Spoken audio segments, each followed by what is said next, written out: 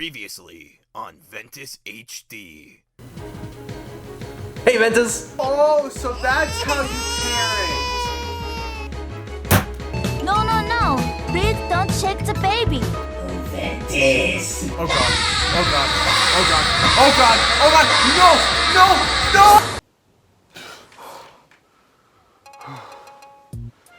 no!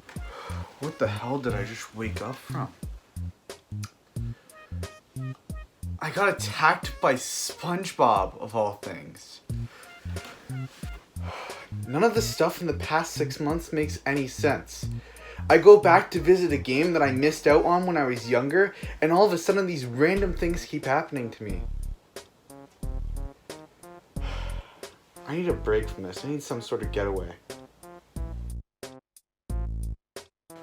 Of course. In Animal Crossing New Horizons, you go on your own vacation. So I think I need to go on my own vacation and get away from everything. You know what? I'm gonna get packed.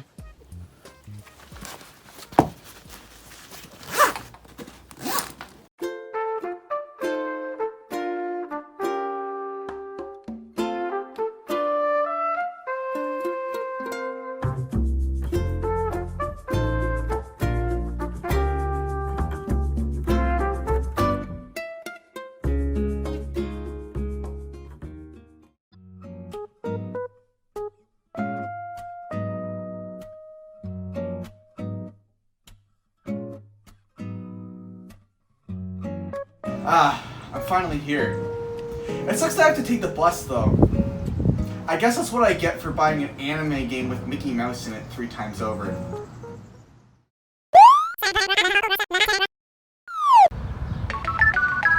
Attention citizens who may be looking to use our public transport. We are experiencing a delay because our only driver ran over a Nintendo DS and instead of just leaving it there went to repair service over the border and won't be arriving for another 6 hours. We're sorry for the inconvenience. God damn it! What am I supposed to do now? Oh yeah, that's right, I brought my Switch. You know what? I'll just play Animal Crossing New Horizons till the bus comes, because then when the bus comes, I'll be in that vacation type of vibe and it'll be perfect. Animal Crossing New Horizons was released on March 20th, 2020, to great success. It was the one thing that kept us all sane for a while, and it's the only time I've seen people get this excited over digging up trees. No time. They're like apples! You can jump on trees! Yeah! Woo!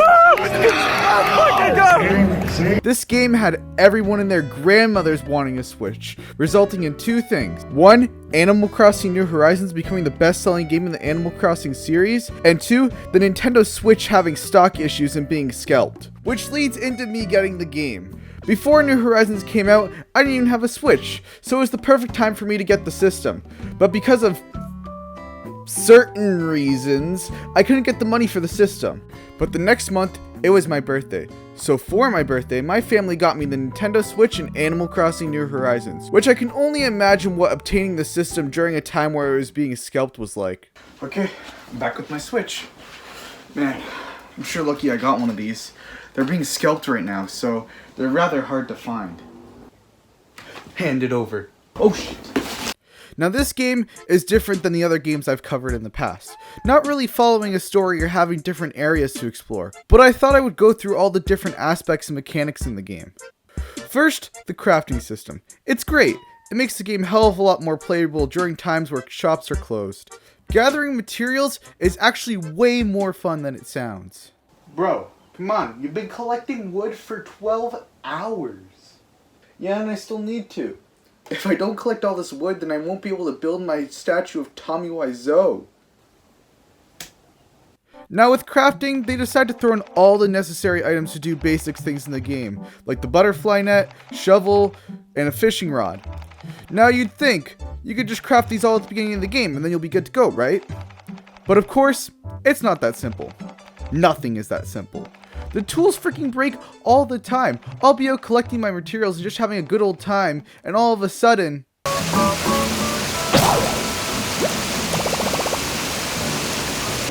did I go wrong? I lost a friend somewhere alone.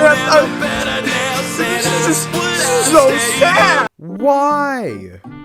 This is so unnecessary. I know back in New Leaf your axe broke after a certain amount of uses, but it wasn't that bad. But when legit every item breaks after a certain amount of uses, it just infuriates me. Even the golden items break, and those things aren't even that easy to gather materials for. It makes it not even seem worth it to go out of your way to make the golden items when they're just going to eventually break in the end. Next are the villagers. There are so many new and cool ones. Some are even going for sale on eBay for thousands of dollars.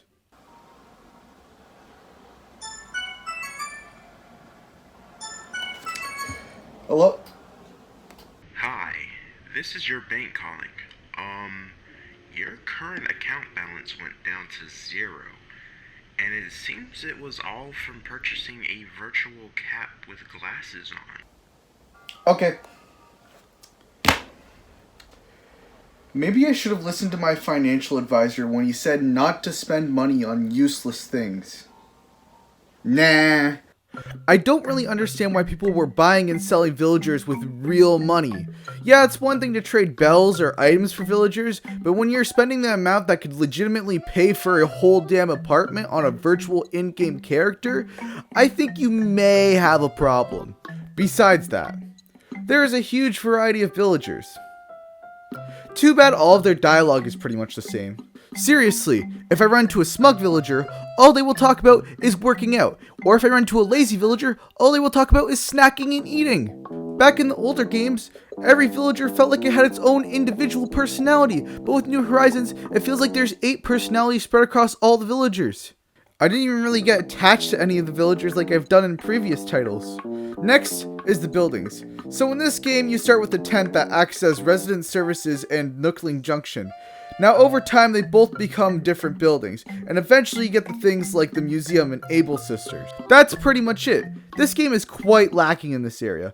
We only get 1 Nook Shop upgrade compared to the 3 that we've had in the previous games. We go from a Nook Shop to a slightly bigger Nook Shop. We also are missing a lot of the shops that we had before, like Kicks, Shampoodle, and the Garden Store. They pretty much just shoved everything into the Able Sisters and the Nookling Junction. Compared to other games in the series, it makes you able to get everything super fast and you don't have a lot to look forward to like the previous games. Now, growing your house. It hasn't changed all too much. You just pay off your loans to Tom Nook and call it a day. I kind of wish they added something new, like a balcony, or maybe made it so if you wanted to, you could share your house with your significant other. Next. The multiplayer. There are 2 different types. There's the couch co-op multiplayer where multiple players play on the same Switch altogether, and well, it's not that good from what I hear. I haven't had the chance to try it out for myself due to me not letting other people have profiles on my island, because what will end up happening is they will not play the game nearly as much as me, and I'll walk by their houses and all I'll hear is this. Yeah, it's pretty frustrating. Then there is the online and local wireless play, which just give you the ability to visit your friend's island. Now, Animal Crossing multiplayer has come a long way since the original Animal Crossing on GameCube. Going from just being able to go to your friend's town when you put their memory card into the second slot on your GameCube, to having all sorts of mini games and challenges available for you and your friends to do on Tortimer's Island in Animal Crossing New Leaf. New Horizons takes all this and freaking curb stomps on it. It is so easy to get bored during the multiplayer. You just run around and show your friend all the developments that you made to the island, and then you just go to their island and do the exact same thing. They could have done way more than what they have given to us so far. They even could have given us the exact same Tortimer's Island from New Leaf upscaled, and I would have not been pissed. But no, nothing is that simple. Now, before I get into the last thing, I would like to go over some small things that they added that I have not covered. Nook points. They're fine, and were created just to keep you playing the game for as long as possible, which makes sense. I was just never too enticed to keep playing the game to collect them. Terraforming and placing items outside. 2 great additions that really make it so you can feel like the island is fully customized by you. And I like how Nintendo saw all of us making paths with the patterns in New Leaf, so they just gave us the straight up option to make paths. The Nook phone. It's a great little idea for the menu, and really makes the game feel like it takes place during modern day. Because literally almost everyone on this damn earth these days has a cell phone. Now,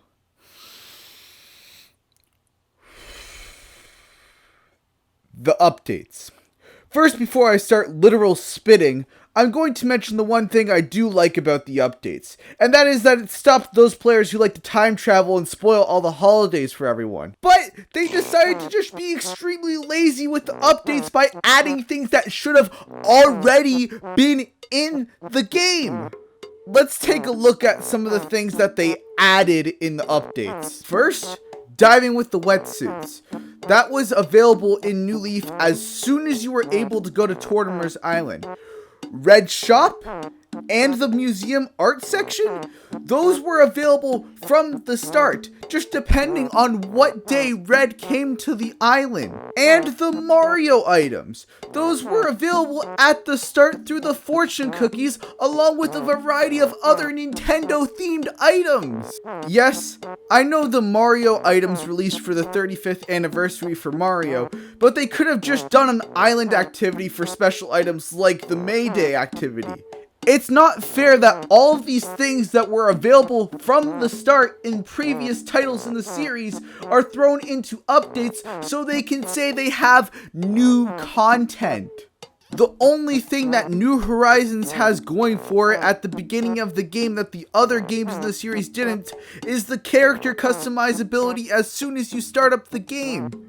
Yeah, it's good, but look at all the other things that we had at the beginning of previous Animal Crossing games. Overall, I did enjoy Animal Crossing New Horizons. I just feel like looking back and comparing it to other games in the series, it just feels quite lacking. It's a great game by all means, but I just believe it could have been way better than it was.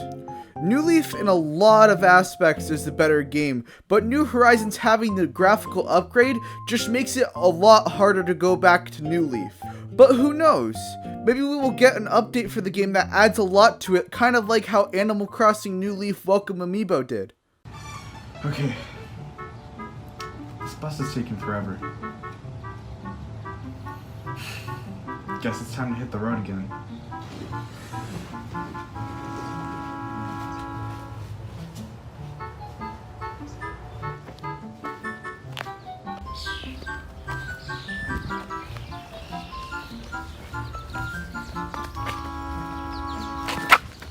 Is that Ventus? Oh shit!